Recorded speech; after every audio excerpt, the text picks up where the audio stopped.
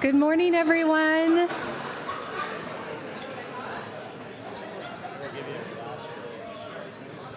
Thank you so much for being here.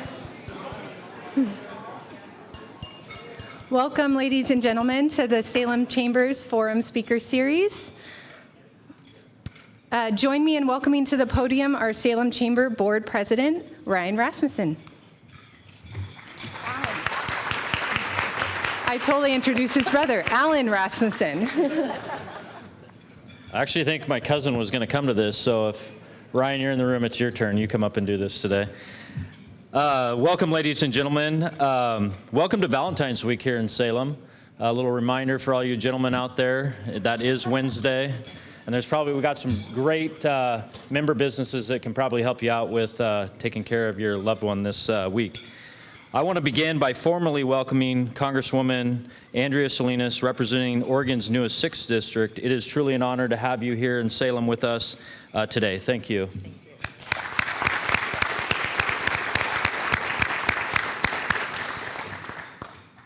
Today's luncheon sponsor is Capital Auto Group and our good friend Alex K-Spear. And then all season long, our presenting sponsors are partners at Hagen Hamilton Insurance Solutions. Now, would you please stand with me for a moment of reflection or prayer, followed by the presentation of our national anthem performed today by Matthew Miller. We take this moment to pray or reflect, each in our own way, on our lives and on this moment. We are thankful for the meal before us, for the hands who prepared it, and for those who serve it. We are grateful for this day, for its blessings, its opportunities, and even for its challenges. May we lend each other strength and guidance as fellow leaders within the Salem community. May we be deeply driven to give our best, always, and be so courageous to rise to meet the challenges we face. Amen. All right, Matthew.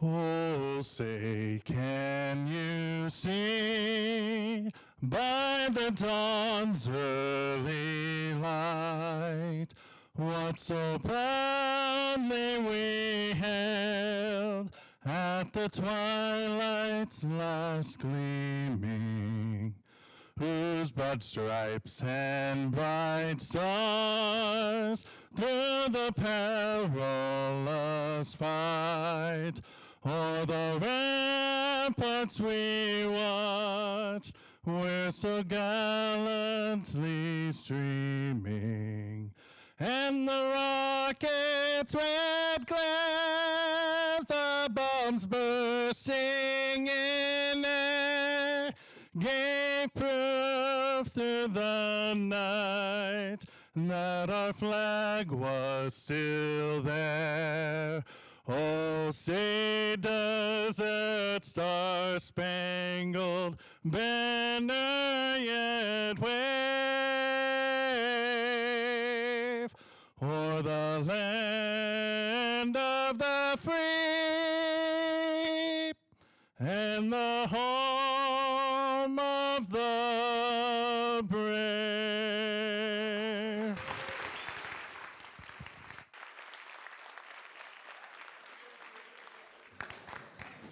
So thank you, Matt, for presenting our national anthem. Matt here, a good friend, is a tremendous chef and advocate for the community at Miller's Barbecue and Catering. He's located up in Northeast Salem, right near the 45th parallel. So for a tasty lunch or corporate retreat, he's even got a killer breakfast sandwich, right? I do. It's like maple glazed donut, sausage, bacon, eggs. I mean, it's amazing. So I'm going to check. See, there's probably some greeters in the house here today. And so, Matt, how does it go at greeters? Tell me. Good morning, greeters. My name is Matthew Miller, the owner of Miller's Barbecue, where we cater food of all shapes and sizes. So if you want to share the love of food, give us a call, because the flavor's where? There we go. I knew there was some here. Thank you, Matt. So it's now my honor to introduce our dignitaries in attendance today, local elected officials, past presidents of the Salem Chamber, and my fellow peers on the board here at the Chamber. So read them off. If they could just stand, and we'll give them applause here at the end. City of Turner Mayor Steve Horning, Salem Ward 6 City Councilor Julie Hoy, Kaiser City Councilor Sarita Cross, Chemeketa College Board member Ken Hector and Diane Watson, and Etan Utsanada, Chariot Board members Joaquin Lara Midkiff and Sarah Duncan, Salem Chamber past presidents Brent D. Hart, Laura Dorn, Ryan Albritton, TJ Sullivan, Kathy Gordon, and then current Chamber Board members Angela Williams, Brandon Blair, Kathy Gordon, Katia Mendez, Laura Dorn, well, Laura again, Mike Herron, Roger Hoy, Ryan Dempster, and Ted Ferry.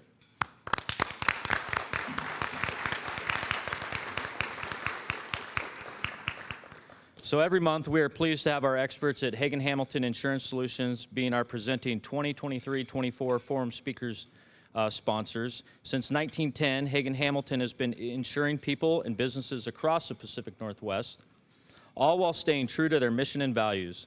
To share a little bit about Hagen Hamilton Insurance Solutions and then introduce Laura Dorn with Berkshire Hathaway, join me in welcoming Chris McLaren to the podium.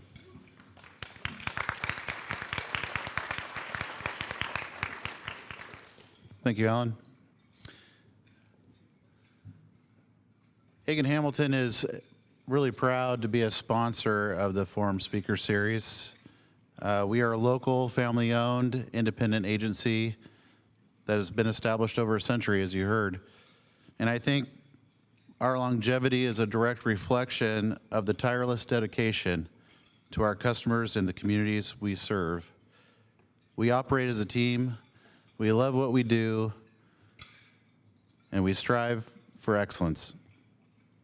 I'd like to introduce you to our Salem team of agents that are here to serve you. We've got TJ Sullivan, Chad Neal, Matt Houston. You guys can stand up wherever you are. Katie Adams, Tiffany Tartak, and Beth Black. It is now my honor to welcome to the podium Laura Dorn, agent at Berkshire Hathaway from Home Services. Laura serves as chair of the 73rd Annual First Citizen Banquet occurring on April 13th, right here in this beautiful ballroom. Welcome, Laura.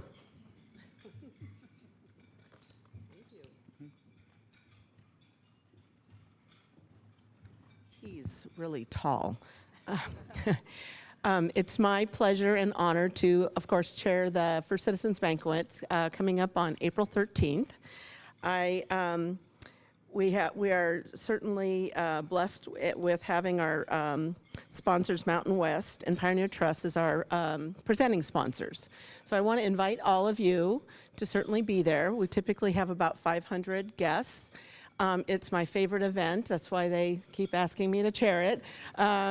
We're looking for sponsorships, of course, still, and nominations are open for First Citizen, Distinguished Service Award, and our Young Professional Award. It is an evening of fun, music, honoring those who give so much to our community. That's something that I really cherish, and it's been a fun event for everybody who comes, and I hope to have all of you there. Tickets are on sale at salemchamber.org, and the nominations are open till the end of the month. So feel free to nominate anybody that you might think is deserving of these great honors. So thank you very much for the time.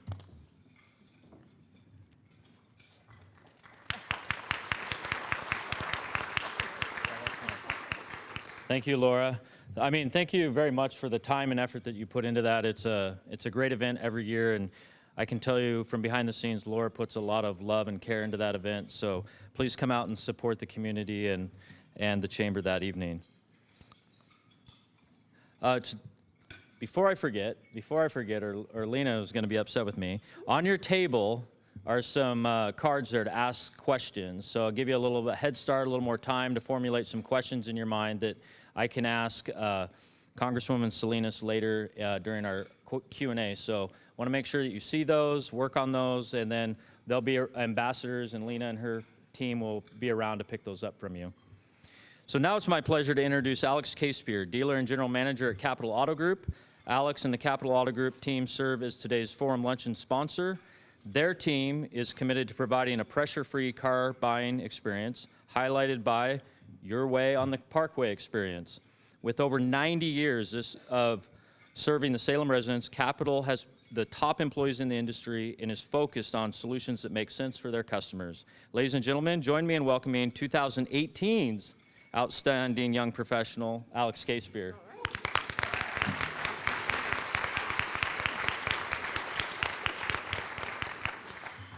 Well, welcome everybody. Great to see so many of you again, and we're of course super happy to sponsor events like this, bring the community together, and highlight great things that are going on in the community. And I'm not going to talk for too long, but I want to highlight something awesome that's going right now at Capitol. This is February. Every February, we do a month-long fundraising campaign for our friends at the United Way. And we do that because they are such good stewards of the money, for one. They run lean, they run smart, they've got a great board, and they affect so many different nonprofits around town. So we target them. It's to help us reach as many people as we can. So we spend 28 days, this year it's 29 days. We call it 29 Days of Love. And we have events going on every day. We do lunches, we have fundraising. But the cool thing is, last year, for an example, we raised $385,000. 92% of that money came directly from our employees, paycheck deductions or donations. $355,000 came out of their pockets, which is unbelievable.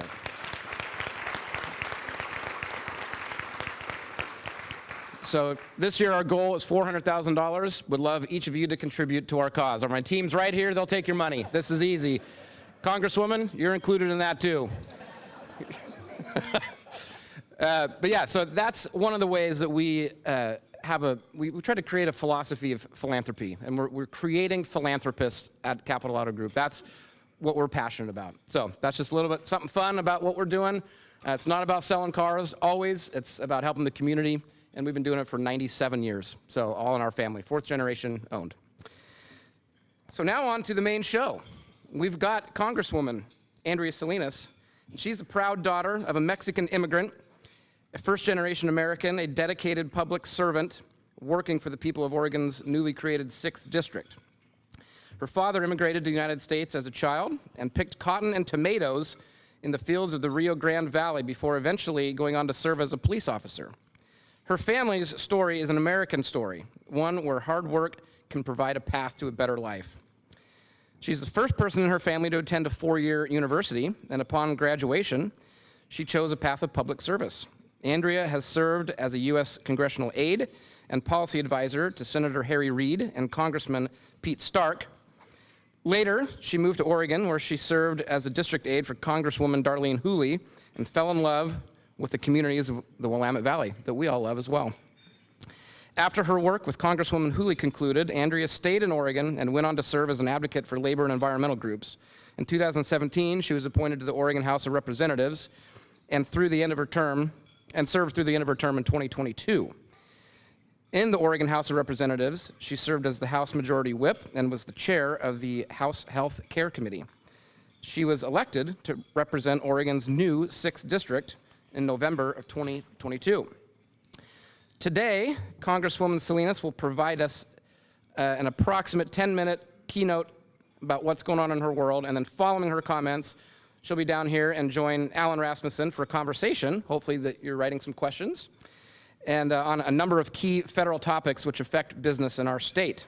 So now, please join me in welcoming Congresswoman Andrea Salinas.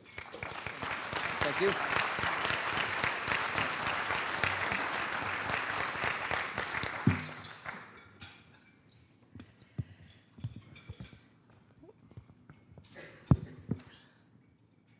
Well, good afternoon. I want to thank everyone for being here this afternoon. And I know the CEO, Tom Hoffert, couldn't be here today, but I want to thank him. I want to thank all those who are working so hard on behalf of the Chamber, Board President Alan Rasmussen, for hosting today's event and for all the work you do all year long. It's such a pleasure to be with all of you today. And in case we haven't met before, I am your Congresswoman of the 6th District, Congresswoman Andrea Salinas, and I'm proud to represent Salem in the United States Congress. It really is an honor because it is no secret that Salem is a great place to live, work, and raise a family. In fact, thousands of people know this fact. We see the countless people being added to our population. We'll add about 60,000 new Salemites by the year 2035. We're going to see countless new jobs and opportunities for entrepreneurs and local businesses coming to Salem. But with any kind of growth, there will be challenges. Across Oregon, we're seeing folks suffering from the rising costs of gas, groceries, and other necessities. And we're seeing a growing homelessness and fentanyl crisis. As your Congresswoman, I am committed to finding solutions to these problems that will both get folks the help that they need and continue to spur growth in our economy locally. That means we need to tackle the problems and nurture the opportunities. That's why I have held countless roundtables, listening sessions, town halls, meetings, site visits with local stakeholders to help us find that sensible path forward together. Then I've taken those conversations back with me to Washington, D.C., and turned them into real, tangible policy. For example, last November, I toured several affordable housing developments right here in Salem, including Uquina Hall, Sequoia Crossing, and Redwood Crossings. And I was really impressed by what I saw. Salem is actually doing a really great job addressing its housing crisis. Mayor Hoy has been hard at work on this issue since 2017. The council, and I know so many of the community members in this room here, have been doing the same thing. So taking on the lead of Salem, I have been a strong proponent of policies that would create more affordable housing stock in Oregon and across the country. In fact, I just helped pass enhancements to the low-income housing tax credit that would make way for 200,000 new affordable rental units across the United States. I've also held several meetings with police and elected officials, including a recent roundtable right here in Salem with Chief Womack and Marion County Sheriff Hunter, where we talked about ways to fight fentanyl in our community. And that's why I voted with Republicans in favor of a bill called the Halt Fentanyl Act, which permanently makes fentanyl a Schedule I drug and gives law enforcement more tools to get these dangerous drugs off our streets. I'm also proud to sponsor the Smart Border Protection Act, which would deploy additional personnel and technology to our southern border and help stem the flow of fentanyl and other illicit drugs into our country. These are just a few examples of how I'm taking steps to address the issues that matter and to ensure future success for our country and certainly for Oregon. Over the last several months, I have visited small businesses and met with SEDCOR, the Latino Business Alliance, and other local stakeholders to talk about how we can promote economic development here in Salem and across the 6th District. And what I've gathered from those conversations is that Congress actually can do a lot more to support folks on Main Street. I have consistently advocated for legislation that will do just that, including the recent bipartisan tax deal that just passed the House of Representatives. The tax package, led by Oregon's very own senior senator, would expand the small business expensing cap, increasing it from $1 million to just under $1.3 million. It would also cut red tape for small business owners by adjusting the reporting threshold that businesses use to subcontract labor from $600 to $1,000. And this is the first update to this threshold since the 1950s. In addition to some of these provisions, the legislation is chock full of pro-growth policies that would spur innovation and competitiveness in Oregon, from 100% expensing for businesses to invest in machines, equipment, and vehicles, to continued flexibility for businesses that want to expand their operations in light of the high interest rates that we've seen. I was proud to vote for this bipartisan tax deal, and I've called on my Senate colleagues to do the same so we can make sure we get this important relief for small businesses and families out the door as soon as possible. Beyond the tax deal, I've been working to create more small business opportunities for folks who historically haven't actually had access to them.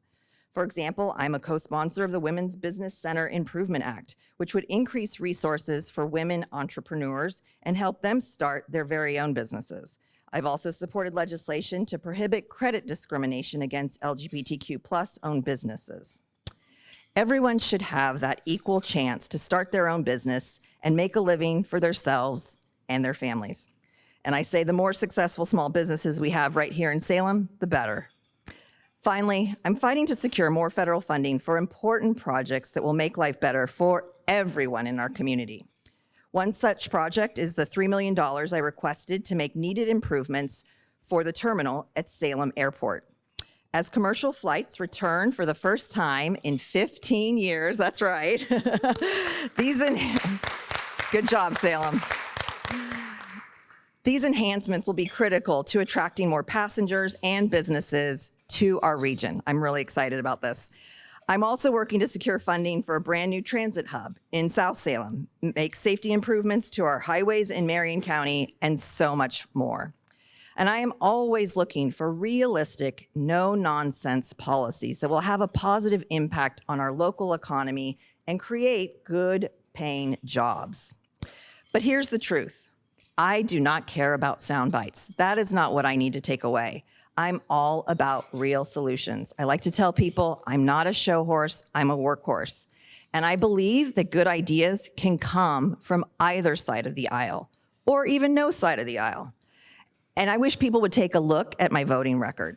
Half the bills I've introduced in Congress have been bipartisan, including one that was just signed into law last year. And when I disagree with my party, you can bet I will vote accordingly. So please know that no matter your political persuasion, you can count on me to listen and take your perspective seriously. That's what I promised Oregonians I would do on my first day in office, and I'm sticking to it. And before we move on to the Q&A portion, I'd like to just make you aware of the services that my team can provide for folks in the community and for your businesses. My office can assist you and your family with any issues you might be having with federal agencies like Social Security, Medicare, Medicaid, the Small Business Administration, the VA. And we've helped return thousands of dollars in hard-earned benefits to our constituents across the 6th District. We also frequently hold mobile casework hours in cities and towns across the 6th. We were just here in Kaiser, Turner, and Almsville this month, and next month we'll be in Sherwood, Donald, and St. Paul. So please do not hesitate to contact my office or staff if you ever need assistance with a federal agency. We're always one phone call away at 503-385-0906, and you can of course sign up for my newsletter at salinas.house.gov, where you can learn about upcoming events. So thank you again for inviting me to participate in this important conversation today. I am really, truly excited to hear your perspective and answer your questions about the work I've been doing in Congress. And without further ado, and I hope this was well under 10 minutes, let's get started. All right. Thank you.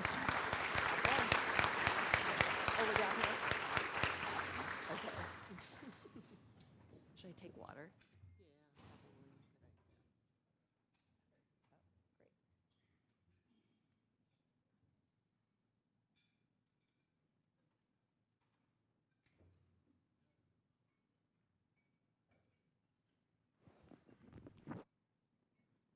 Well, I hope you all have been working on your homework and have some questions. I have a few, but I think we're both really curious to hear what they have to say. We just did this last month with the governor, same format, and it's like you almost know what's on these cards before you touched on so many of what I was going to ask, but let's kick it off. So recent polling indicates a significant 7-point increase within the last month, now reaching 35% in the proportion of voters identifying immigration as the foremost issue confronting the nation. I'd like to inquire about your perspective. In your opinion, what specific measures should the federal government undertake to ensure the effective management of our borders? Thank you. This is on, yes? People can hear me? Great. So thank you for the question. This is clearly, and I hear this, I read the same polls, I'm hearing the same things from constituents. I know how big of an issue this is. And we're not on the southern border, right? We're in Oregon. But it still impacts us. It impacts our workplaces and our communities. And so what I would like people to do is think about, because this is how I think about the problem. So let me set up kind of how I see the problem.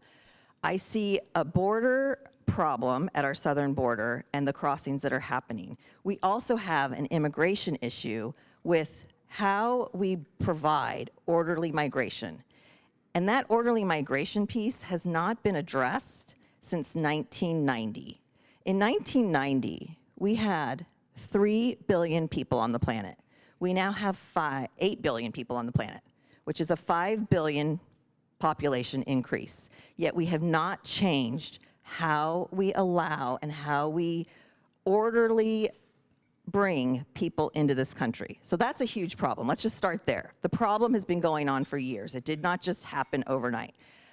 The second problem we have, and I went down to El Paso last May, I believe it was, and I saw what was happening. I talked with Customs and Border Patrol. We actually saw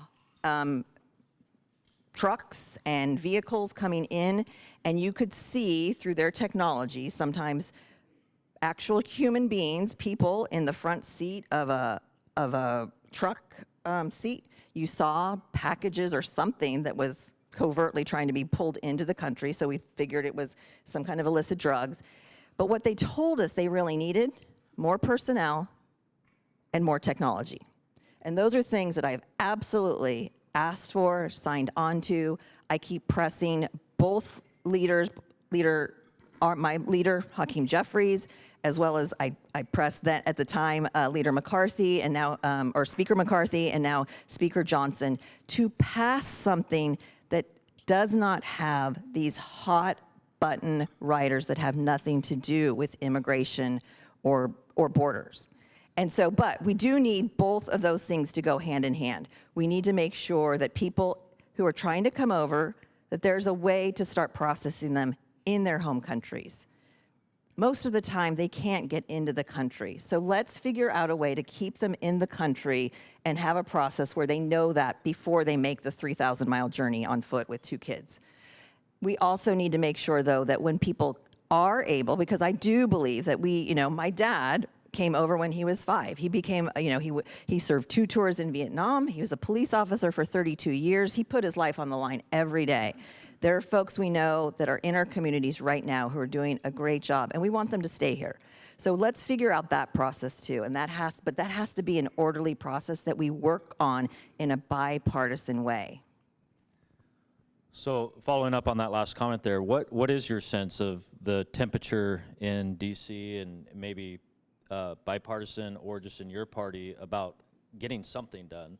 I mean, do we fix immigration, then we'll work on security, or do we lock it down, secure it, and then we fix the immigration system? I mean, in your mind, what's the best way to solve this problem? If you had the magic wand to just make it happen. For me, this is an and proposition, right? We can't do one without the other. We need both of them, right? We need to make sure that those who want to come into this country know what the parameters are, and we need to adjust from those numbers. Like I said, we have 5 billion more people on the planet. Doesn't mean the U.S. should be taking all 5 billion more people, but we have to figure out a way in terms of what that process looks like and adjust for it.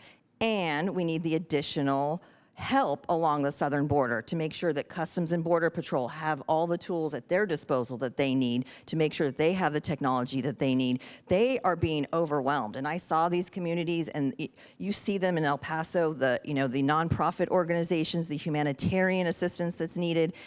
These southern border communities are being ravaged, which is why I got why they are trying to send them to other parts of the country. They can't handle the amount of people who are coming over. So I would say we need both. We need people at the State Department to figure out what are the diplomatic venues and paths to make sure that there is economic development in the countries from which these people are coming, right? These are both economic refugees as well as humanitarian refugees who are coming over. So we have to be able to help provide the tools of our government to make sure that people stay in their country and then revise our current immigration system. So things maybe out here in Oregon, and if you watch the sound bites, like you were saying, things on the Hill appear to be acrimonious, partisan bickering. For those of us in the business community, that's extremely frustrating. We see problem, we want to go solve problem, and move on. Given that there's most likely going to be very narrow majorities in both the House and the Senate, and that anything that passes is going to require votes from both House, from Democrat and Republican members, Would you discuss what you're doing to help lower that temperature and build more bipartisan partnerships? Thank you. I find the partisan rancor as frustrating too. As I mentioned, at least half the bills that I have introduced, I have bipartisan, not just co-sponsors, but my lead sponsors, right? I have lead sponsors from across the country. Don Bacon from Nebraska, Congresswoman Harshbarger from Tennessee, all these different folks who I am reaching out to, starting to build relationships. My chair from the House Agriculture Committee, Congresswoman G.T. Thompson from Pennsylvania, he came out and actually did an agricultural roundtable with myself and Congresswoman Lori Chavez DeRemer last summer. Frank Lucas, the chair of my Science, Space, and Technology Committee, he has actually helped me pass some amendments in our SST committee around the quantum initiative, but making sure that when I am introducing bills, I'm also talking to people on the other side of the aisle. What do you need to see? What are you seeing in your communities? And I think that's probably where that frustration comes from, right? Is because we're not talking to each other enough. So I would not have been able, so back last year in 2023, there were only 27 bills that passed Congress. This was one of the least successful Congresses, and I feel some shame in saying this, least successful Congresses that we have seen in our lifetime. However, one of the bills that I worked on, the Grand Ron Reservation Act amendment, actually got passed. And it didn't get passed because I'm in the majority. I'm in the minority. I'm a freshman member. It got passed because I solicited the help of my Republican colleagues right here in Oregon. And they helped to make sure that the language, and believe me, Congressman Bentz did not like the language when I first brought it to him. He was like, nope, it's not gonna work for me. I'm not signing on. So I had to work with him. How do I get you on board? And I'm pretty tenacious. So I kept going back to him. What about this language? What about this language? Until he said, okay, I can live with this language, you need to make these changes, and I kept making changes. And that's how it works, right? That's how it works in business, right? You may not get the best contract on a negotiation that you want the first time around, but you figure out where is that point where we can both live with it and we both get something for it. Thank you. So in December, the White House announced an agreement to restore the Columbia Basin, and talks continue about breaching 4 lower Snake River dams. This undertaking not only necessitates finding new energy sources for hundreds of thousands of homes, but also demands an alternative method of transportation for about 60% of U.S. wheat exports in the region. Do you support breaching these dams, and why or why not? Yeah, so far, I mean, I'll just take a little step back. I am thankful that the federal government recognizes that salmon restoration is part of Oregon's economy. And that is something we need, and we've been hearing about this for years, right? We have a big salmon fishing industry. And so that piece of it, I think, is great. The second piece of it, which is to your question, I think is one that I'm gonna have to consider with my Oregon colleagues, my Washington colleagues. This could really be detrimental to our energy sources, and especially for our consumer-owned utilities, as you mentioned, our wheat growers out in Eastern Oregon. So this is going to be something, again, where we need to come to the table and start talking. And I always say this, I say this to everybody, and I want everyone in this room to know this too. Come to me sooner before the problem has exploded and it's in crisis mode. I'd rather hear from you when it's a smaller problem where I can figure out how to use my networks and reach out to folks to get us to a yes, yes kind of win or an kind of win, rather than having everything fall apart. So this will be one of those conversations, but I am concerned because I realize that our consumer-owned utilities use this energy, and we actually get a good deal for it right now. So that will be something. I just want to make sure that the right people are at the table, people are being heard on the impacts of what this can mean, and then for all of us to figure that out. So kind of staying on that economic and environmental commingling of priorities. A couple months ago, we had Oregon Department of Forestry here and Oregon State Department of Forestry professors, and discussed how Oregon forests are managed. There's a lot of discussion about how federal forests are managed. Here locally, you're just freshly out of the Oregon legislature, the Habitat Conservation Plan, identified as a strategy to meet the requirements of the Federal Endangered Species Act, This could result in the Oregon Department of Forestry to remove an additional 250,000 acres of public state forest land from being harvested and actively managed. The reduction in harvest is anticipated to lead to a multi-million-dollar revenue loss for states and local communities and increase reliance on carbon-intensive imported goods. In your opinion, could a viable solution, what does a viable solution look like for Oregon's forests amid these challenges, and then extrapolating further out on how you believe that federal forests should be managed? Yeah, so as you mentioned, the Habitat Conservation Plan is a state level plan, so I don't have direct influence over that plan. But I serve on the House Agriculture Committee, and I'm actually the ranking member on the Forestry Subcommittee. So I work with my chair, Congressman Doug LaMalfa from Northern California, on a lot of these issues.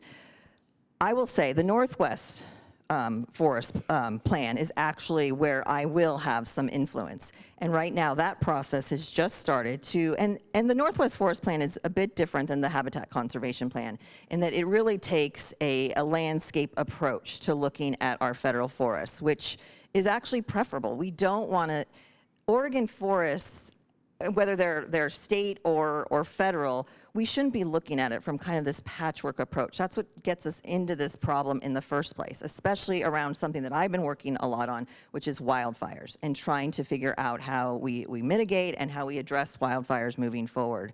In fact, the U.S. Fire Marshal put out a big report on just this and kind of how we get back to practices of prescribed burns and more thinning and hardening homes and all of that. All of this is going to take more resources. But in terms of the Northwest Forest Plan, that is being looked at right now. And the U.S. Forest Service has just started the process. I think they started it back in December. You can go onto the website to make sure that you are being told of any kind of updated meetings, or if you want to submit comments. I think they've received about 9,000 comments right now, but this will be an ongoing process that I think we could probably address. And of course, we're going to need state input as well. But I do think taking a landscape approach to forests is a better approach. Now I hear both things, because I will constantly try to reach out to the forester here in Oregon just to see how what. Again, to make sure I'm listening to people and to folks.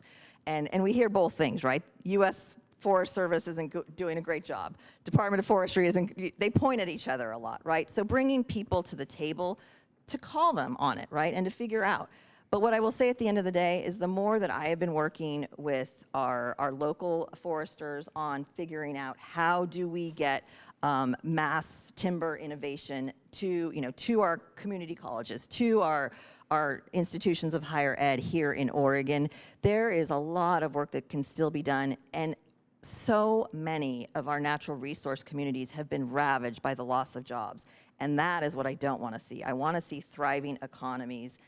And because we have the resource, we just need to figure out how to make sure we are balancing the issues around climate, habitat conservation, but economies and local communities. Yeah, I think personally, my frustration is it seems like a lot of our forest management ends up in courtrooms instead of hearing rooms, and you seem to have a lot of influence over the environmental groups. How do we move it from the courtrooms into, those hearing rooms and boardrooms to discuss that? I'm glad you've asked that question too, because actually that's where I think I can play a kind of a pivotal role, right? Talking to Doug LaMalfa and saying to him, hey, what is it that you need to see? We did it with the private forest accords, actually, right? So taking some of those legal battles off the table in order to ensure some certainty, I think is critical. So taking kind of cues from the private forest accords, I think would be a good place to start. But listening to the other side is always really important. Like, what is it that you need? And being able to figure out, is there a path here? Doing what I did with Congressman Bentz, right? How do I get you to yes? And I think if both sides are sincere about listening to that and sincere about trying to avoid litigation, I mean, that has to be, Yeah. a starting point, because you're right. That's what bogs us down. It's what prevents us from actually making change. So kind of still staying in that agriculture lane. What are the prospects for completing the Farm Bill this year, and what are your priorities for this bill? And then for some that may not, know a lot about the Farm Bill, if you could explain a little bit about it. Yeah, so thank you. So the Farm Bill is something that Congress reauthorizes every 4 years. The last time we did it was back in 2018, and so we should have reauthorized it last year in 2023. And it provides all kinds, there are 12 different programs under the entire law, which helps with support systems with, our commodities, some of our specialty crops. It helps with trade and making sure that, our agricultural exports get the attention they deserve. It also includes SNAP, so the Supplemental Nutrition Assistance Program as well is a big part of it. So some of our nutrition programs are in it. So it's a very big, comprehensive bill. Almost anything that touches food and food production and agriculture falls into this bill. So we did not pass a reauthorization last year, which was a shame, but I tell folks we voted on speaker 19 times, and that took up a lot of time. So we were not able to pass a Farm Bill, but what we did pass was hopefully a temporary 1-year reauthorization. However, I am hearing from so many of my growers and agricultural industries in the Valley that they need something. They need something right now, especially our specialty crops. We just had a really bad ice and windstorm. And I heard from my nurseries and my specialty crops who don't actually get to take advantage and don't really have any kind of safety net when these types of things happen. They end up losing crops. They end up, trying to figure out piecemeal together with loans or, family help. How do I make sure the operation stays in business? So this is a really important bill for Oregon to get done and to get it done this year.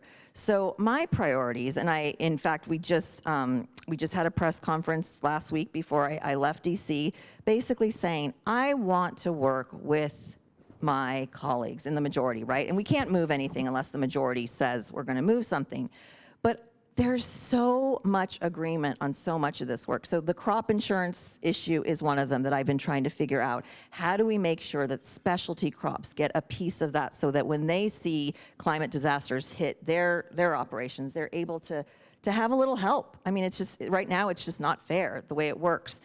How do we figure out how to get, another one of my bills, wildland firefighting. How do we make sure we have more boots on the ground when we do see fires here in Oregon, and that we are compensating those firefighters in the way that they should be compensated? There are issues around making sure that our local growers can provide produce directly to the U.S. Department of Agriculture for SNAP and nutrition so that they can buy directly. USDA could buy directly, and making sure that the emergency funding for nutrition programs has a higher increase, because what we're seeing, especially across the 6th district, is a huge need in our food pantries.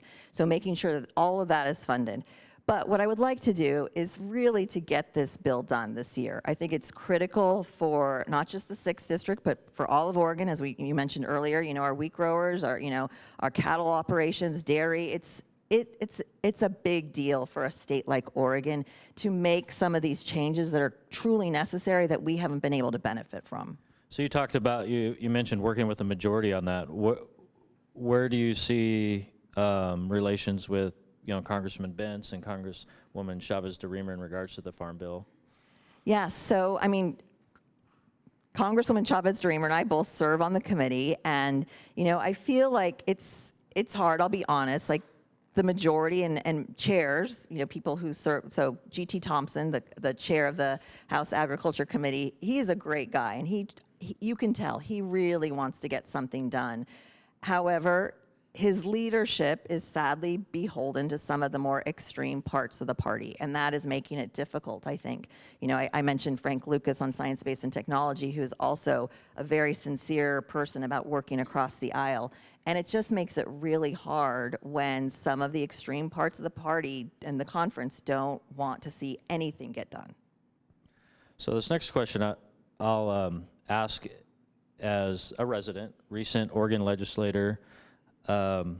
Just down the street, they're hammering out over the elephant in the room, as I called it last month, Measure 110. And you spoke about dealing with the fentanyl crisis. And I'll ask you the same question I asked the governor. Do you, yes or no, do you support a recriminalization of drugs in the state of Oregon? Well, as I mentioned, I think in my opening statement, I voted for a bill that would put fentanyl on Schedule 1 and fentanyl-related substances on Schedule 1, and it would provide some mandatory minimums, and it would essentially make it easier for prosecution. Okay. And then the second part of some of the discussion down the state legislature is about potentially compulsory attendance to addiction or mental health services. Do you see that, you serve on the mental health commission also, correct? Task force. Task yeah. force. Do you see that that is maybe needed to handle some of the addiction and mental health crisis that our communities are facing? So, just to back up a little bit, you know, and I think folks know this, Measure 110 was passed by the voters of Oregon. It is not working out, I think, the way the measure was sold to Oregonians. I think the idea was to meet those who have substance use disorders and addiction problems where they are, essentially, right? When they're ready to seek treatment, you know, they'll seek it. However, now being a member of Congress and talking with law enforcement and understanding, and again, Salem and Marion County, I think, are actually doing a pretty admirable job of trying to work with different service providers in the area, you know, houselessness providers, to figure this out. What I will say, though, is what I'm hearing from them is there needs some kind of hook is needed. Something that is a little bit more compulsory to get people into treatment, because the incentive approach is not working. And so I will watch, and I will continue to, watch what the legislature does around this. But what I'm hearing from local law enforcement is that something is needed.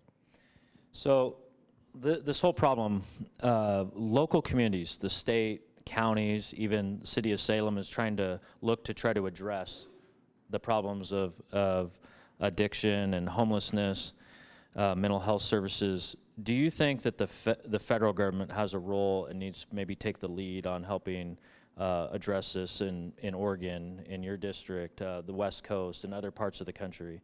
Is there something that they can do to help do this rather than small Band-Aid approaches by this city or this county or this state's doing that? Is there something where the state, I mean, the feds have the deep pockets. Is there a way that they can come down and really help our communities? Oh, absolutely, 100%. And I would say it's not an either-or proposition. It's not the federal government or state and local jurisdictions. It's everybody. This is an all-of-government approach that needs to happen, right? Because the federal government is not going to be the entity that rolls out the services, the secure residential treatment facilities, all of the necessary wraparound services, right? And I don't think actually people would want the federal government to take a top-down approach on what the local communities really need, right, in their communities. So I would say it's both. But I do think the federal government, to your point, has the deeper pockets, and I think there are some real tangible ways that we could be making investments. And I have signed on to, I don't even know how many bills that would do just that, to start to invest in our local communities to make sure that law enforcement has what they need, that our service providers have what they need, because as we saw with Measure 110, we did not have the infrastructure or any of the healthcare specialists needed for the gravity of the problem. And so, so by helping with some of that, I think it would be a huge help. So one of the bills that I've actually introduced with some bipartisan support is something that I'm calling it Peer Support Act, which would help, again, try to meet people where they are in terms of addiction and recovery with people who have lived experiences and now are trained to start that healthcare treatment process. And we've seen it, and it works in Oregon. I've seen, Representative Dwayne Stark was a huge proponent of this when I was working in the House Healthcare Committee, and it can work. But the federal government can also take an approach where we streamline what that means and what that looks like, and how do you get them certified, and what are the reimbursement payments for Medicaid, and what are the the qualifications. And so working again in a bipartisan way on trying to make something like that happen. And it would be a lower cost than maybe sending them to the hospital, right? And that's what we're seeing a lot of right now. So a lot of expense is happening, but not a lot of progress is being made. So on that thought of domestic spending, domestic needs, currently right now, real time, Senate is hashing out $90 billion more for Ukraine and overseas wars and whatnot, with a $33 billion or trillion dollar, deficit. Where do you think the House is going to go with that? What does Congresswoman Salinas think about $90 billion more tacked onto the deficit and for international spending rather than the domestic issues we have here with, be it healthcare or the border security? So kind of an open-ended one there. Thank you. I will say the issue around foreign aid and what the Senate has been working on over the weekend, and I think they finished debate on it yesterday. I think they'll be voting on it either Tuesday or Wednesday. We are part of NATO, and we have a commitment to defend our NATO allies. And if we do not do that with dollars, we will need to do that with troops. And that's the bottom line. And that feels scary to me.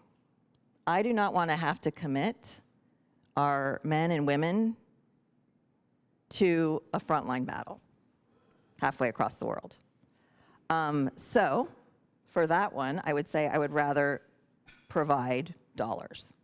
Because again, under our NATO commitments, that is what it would mean.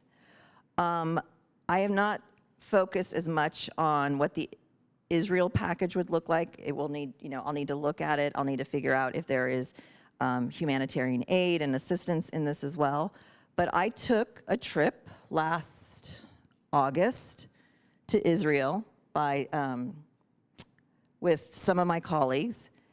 And what I realized, coming especially from the state legislature, where the state legislature does not really address foreign affairs or diplomacy, is how critical Israel is and how critical that region is to the United States defense and military readiness. And it goes beyond just helping an ally. China and Russia are investing in rogue nations that surround the neighboring nations around Israel. And this is a real threat. And if we hope to have a long-term strategy, we are going to need to continue to make investments. Now, again, I will look at what the funding levels are and make sure that there will obviously be some issues around supporting what is going on directly in Israel. But this is beyond just helping out a democratic ally in the Middle East. So we'll bring it back here to your district, new Oregon 6th District. When you look at the map, it's interesting, unique cut of the state. Where I was born and raised up until 14 years old, Tigard, Tualatin, Wilsonville, kind of that metro area is part of your district. Then it sweeps down to here into Salem and out to Independence, Monmouth, out to the Grand Ronde Reservation.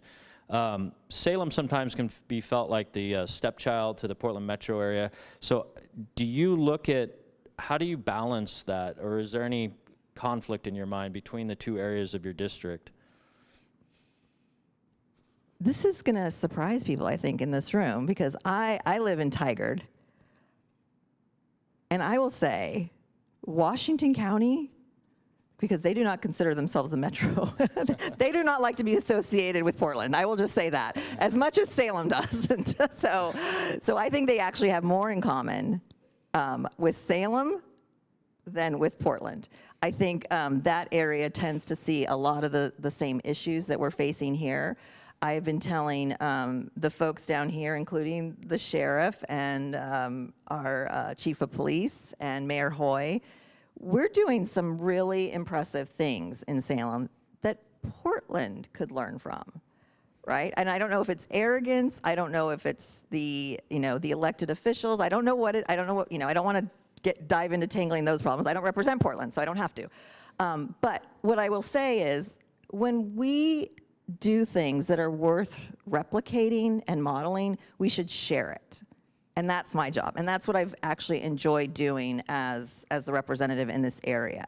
And I think I love the 6th District for that very reason, because I do feel like so many of our elected officials, it doesn't matter, if it's county commission, city council, state government, folks try to work together and to learn from each other and to learn best practices. So, yeah. Tigers. That's right. We also commiserated earlier before we started. She was born and raised in the Bay Area, and I'm a lifelong 49er fan, so we were crying on each other's shoulder before we started. So this is a tough day. We both were able to crawl out of bed. Could you provide a district-specific highlight for the Salem area? You may have mentioned it in your opening comments, but what's something that, Andrea did that for us? Yeah, well, so as I mentioned in my opening statement, I am really excited about expanded service out of the Salem airport, and making sure that we provide supports to see this get off the ground and fly high is exciting to me. That, in addition to the transit for chariots, I think is in South Salem, is also exciting. And so a lot of the infrastructure projects that I think will be coming down the pike, I'll be honest, they have not passed yet. They are in a lot of the appropriations bills that we still have yet to pass out of the House, but they're in the bills and they're primed to go. So as long as those stay whole and we're able to get them out of the House, I'm really excited to see some healthy dollars come to Salem specifically. So about a year ago, I got to go back to D.C. and on the Hill and stop by your office and met your staff, and also testified in front of a housing committee hearing. There's quite the energy in the Capitol. What are those enjoyable moments? I'm not gonna the stress and the long hours or whatnot, but what's enjoyable to you in serving back in Washington D.C.? Oh, I love that question, actually. It's kind of what I've been talking about, right? Which is, and I know it's nerdy, I love being able to think about how we can impact people's lives in a positive way. And so when I connect with my colleagues, especially on the other side of the aisle, so somebody from Tennessee or somebody, from Nebraska who has similar problems to what I have here in Oregon and what we're seeing, and to be able to connect with them in a real way, it's fun. It makes us realize that we're all human. We all have very similar problems, whether, it's the fentanyl crisis, houselessness, access to health care, all of those issues. But then, being able to say, like, we are just human beings and we're going to figure this out, and making sure that, and I've told my colleagues on the other side of the aisle, I will never be able to convince the extreme part of your party to change their hearts and minds, but I can work with you to help you figure out how do you achieve your goals. And it's that kind of building, I guess, camaraderie. So staying on that, one of our audience submitted questions here. What have you found to be one of the more challenging and then also easiest tasks as a Congresswoman? So, as I kind of just mentioned, the extreme wing of the Republican conference, I think, I know, they're holding the more moderate parts of their conference hostage to the detriment not only of their conference, but of the country as a whole. And that feels really challenging because, as I just mentioned, I know that we here in Oregon are seeing problems that are being seen and felt across the United States. We are not unique in some of these problems. And so that feels really challenging. I have had a warm reception from, again, folks from all sides of the aisle, no aisle, non-affiliated voters, independent, whoever, Green Party. I can have good conversations, and that has happened. So that makes me feel good. But when people dig in their heels and can't even work with, moderate people, that feels really frustrating. I just don't know where to turn. And honestly, what I typically say is, you all can be helpful because you're all business owners. You are part of different chambers. You're part of, the U.S. chamber. You have different networks and connections. How do we then connect with other people across the U.S. who are just trying to do right by their families and their communities? So it's those, I think, local to local pieces that I'd be interested in having additional conversations. So to kind of follow up on that, I mean, our chamber board, there's board members of mine where we have lots of philosophical discussions where we probably don't vote the same and we don't think the same way on it, but we do agree that there's, the extreme right, as you say, and there's elements of an extreme left, and I think most people reside in this middle, and so and I think that's the majority, and you can correct me if I'm wrong, but I think that's the majority. So how do those middle people come and we work in the margins instead of these extreme, outside the fog lines per se? Thank you. I've told folks,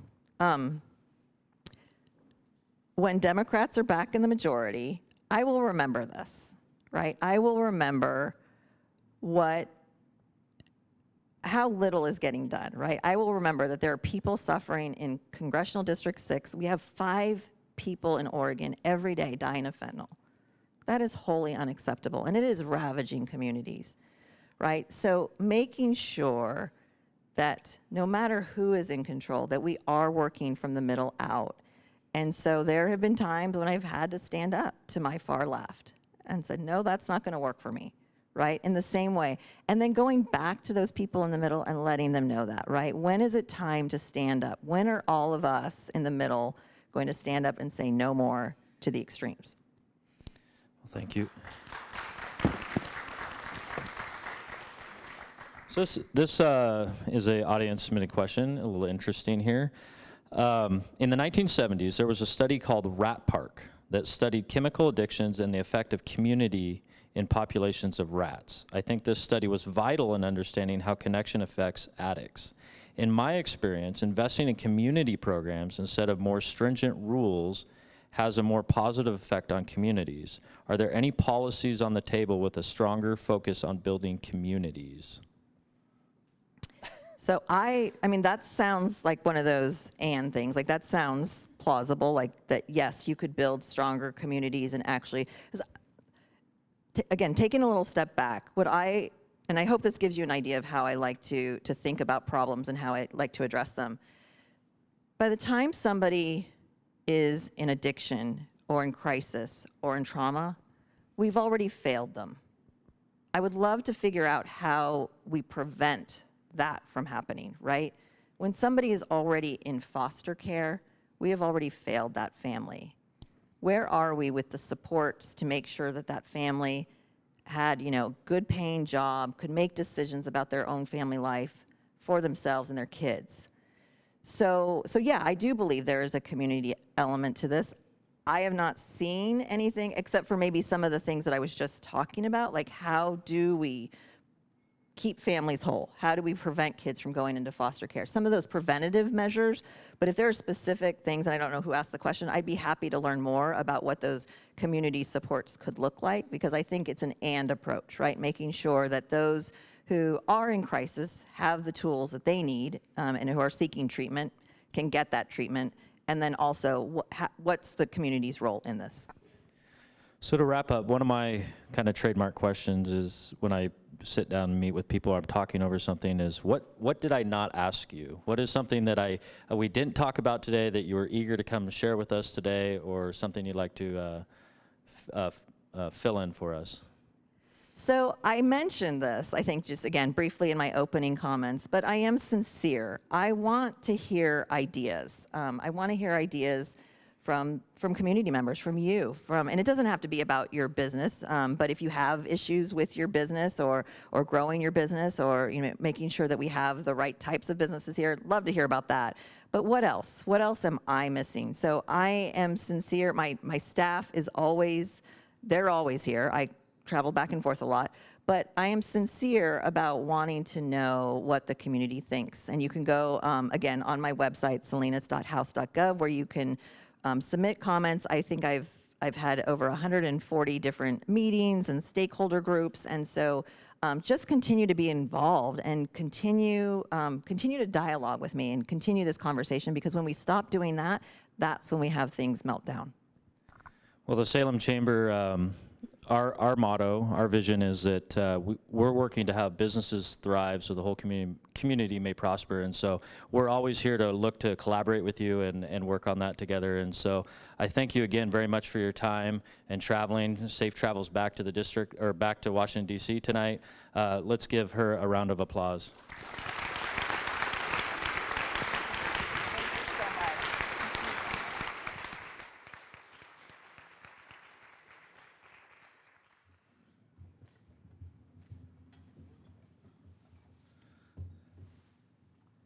So in closing, again, another thank you, Congresswoman Salinas, for sharing your time and perspectives. Thank you to Matthew Miller from Miller's Barbecue, where the flavor is in the smoke, for our national anthem, a truly dedicated person in this community and talented individual. We always wish to thank our partners at Allied Video Productions, Capital Community Media, and Salem Convention Center, who each showcase their talents each month to put these events on. Thank you to our Salem Chamber ambassadors in their Navy logo chamber jackets. They are at tons of events all month long, greeting people with a warm smile. I can see her right back there. Thank you for your hospitality. To Alex Casebeer and his family at Capital Auto Group, thank you very much for supporting the Chamber and being today's Forum Speaker Series Luncheon sponsor. The Capital Auto Group asks that you take home the small gifts there on the table. Each month, we thank Hagen Hamilton Insurance Solutions, the team, the John family, the team of Chris, McLaren, TJ Sullivan, Chad Neal, and the rest of the team for their sponsorship of this event.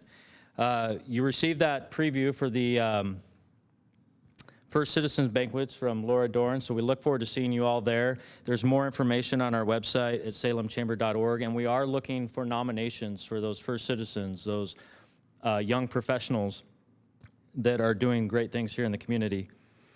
If you wish to be in attendance at our next Chamber Business Women's event, this occurs on a week from tomorrow, Tuesday the 20th. It'll be at West Salem Ross Fresh Market. This month we'll have a keynote by health and wellness coach Leah Burkhart entitled Self-Love and a Work-Life Balance. Probably something we can all dig in on. So please, again, on our website, salemchamber.org, to connect with a Salem Chamber staff member here today to get registered for that. And then next month, right back here on March 4th, 11:30 to 1, our Forum Speakers Luncheon. This will be a powerful one. We're going to welcome Dr. John Combs, Chief Communication and Public Policy Officer for the Accreditation Council for Graduate Medical Education in Salem. Dr. Combs will dissect the national trends affecting healthcare here in Salem. The registration portal is now open at salemchamber.org, and we wish for you to be present.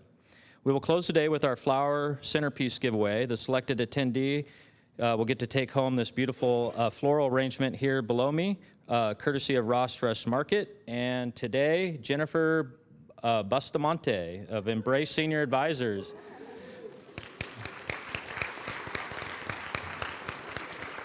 So with that, everybody have a wonderful afternoon. Go be great.